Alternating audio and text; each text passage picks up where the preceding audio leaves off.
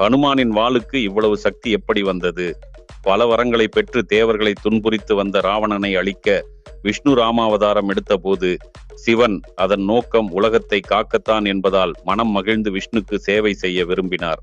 பார்வதியிடம் ராமர் தனக்கு பிடித்த அவதாரமாகவும் நான் பூலோகத்தில் அவதரித்து ராமருக்கு தொண்டு செய்ய போவதாகவும் கூறினார். இதை கேட்டு பார்வதி தேவிக்கு கோபம் வந்துவிட்டது. ஈசன் விளக்கம் சொன்னதும் பார்வதி தேவி சமாதானமாகி அவர் எடுக்க போகும் அவதாரத்தை பற்றி கேட்டார். மனிதனாக அவதாரம் எடுத்தால் தர்மத்திற்கு ஒவ்வாத செயலாக அமையும். குரங்கு அவதாரம் பல காரணங்களால் சிறந்தது. குரங்கிற்கு உணவு, உடை இருக்க இடம் போன்ற தேவைகள் இருக்காது. பார்வதி தேவி தானும் இறைவனுடன் வருவதாக கூறினாள். சிவன் அதற்கு சம்மதித்து குரங்கு அவதாரத்துக்கு வாளாக இருக்கலாம் என்று முடிவு செய்தார். சிவன் குரங்காகவும் வாளாக பார்வதி தேவியும் அவதாரம் எடுத்ததால் தான் ஹனுமான் அழகாகவும் அதி பலசாலியாகவும் இருக்கின்றார். ஆன்மீக